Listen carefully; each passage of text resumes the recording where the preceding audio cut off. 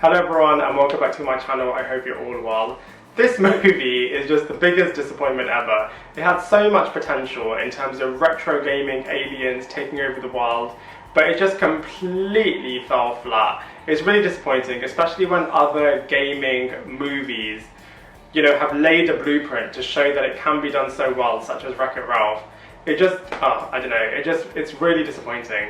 Other critics have said that any Adam Sandler movies should be avoided with a barge pole. I personally don't find him that bad, but I just feel like this movie suffers a lot from cringeworthy jokes, lost opportunity, and just characters that you ultimately just can't get behind.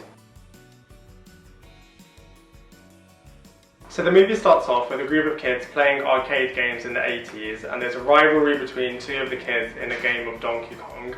The adults then decide to send these retro games up into space in the form of a time capsule, and then the movie fast forwards 33 years later. One of the kids has become the president of the USA, and another one of the kids, Adam Sandler's character Brenner, has become a home TV installer. And there's this really cringeworthy romance between him and Michelle Monaghan's character, who is a successful lady who works as part of the White House, and she is going through a divorce at the moment and she has a son.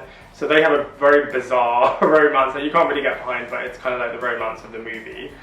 Also, aliens have come across this time capsule and have kind of seen it as Earth giving a declaration of war for whatever reason, and are using what's in the time capsule, which is these retro games, as a means to attack the Earth, basically. So various different games are popping up all over the world in the form of kind of like an attack from aliens to the Earth, basically.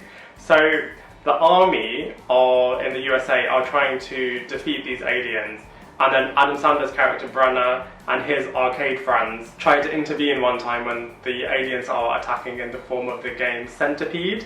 The army can't really defeat them, but then when Brenner and his friends have a go, they do defeat them. And then it's kind of like a whole different array of different video game characters attacking the Earth, such as Pac-Man and Donkey Kong and all of these other different characters. It could have had it, like, the premise of the movie, whilst ridiculous, could have been alright, but no. This is a really, really bad movie, and, I would not recommend watching it. I would avoid watching it with an absolute barge pole. But yeah, from then onwards, it's kind of like a good versus evil movie with Adam Sandler and his arcade friends against these evil retro aliens.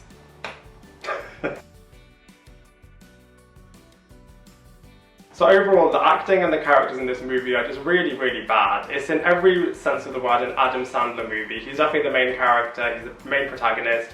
The whole storyline and everything is kind of centered around his character. He does an okay job. He's not like absolutely, unwatchable, but overall it's just not an enjoyable movie. The rest of the actors and the characters are either mediocre to just plain awful. Yeah, I would just say that, if you're wanting to watch a movie with great character development and, acting that you can really get behind, then go elsewhere, because this is not the movie for you. Visually, this film is pretty weak. The only noticeable highlights are when the retro game characters come down to attack the Earth. Those are kind of like the few nuggets of, bits of the movie which are actually enjoyable. So that includes when Pac-Man comes down and you get to see Pac-Man being played in real life, as well as Donkey Kong. So those few moments, if you are going to watch this movie, then those are kind of bits that you are going to enjoy. And there's also a really funny scene where the inventor of Pac-Man gets to meet the big yellow character in real life as well. I won't reveal what happens, but that's quite funny as well. So there are little sprinkles of enjoyable moments in this movie. So if you are going to watch it, then those are definitely the moments to look out for. Comparatively to other video game movies, this is really, really bad. If you are just watching it just to kind of see 80s retro gaming come to life, then, fair enough. But if you're thinking this is going to kind of be Wreck-It Ralph meets the real world, which for some reason is what I thought it would be like, then think again. Overall, this movie is really, really disappointing. There were so many moments that I just wanted to switch it off because there were just too many cringeworthy and just scenes that I just did not even want to finish watching. But I knew that I had to film this review, so I had to finish it through to the end.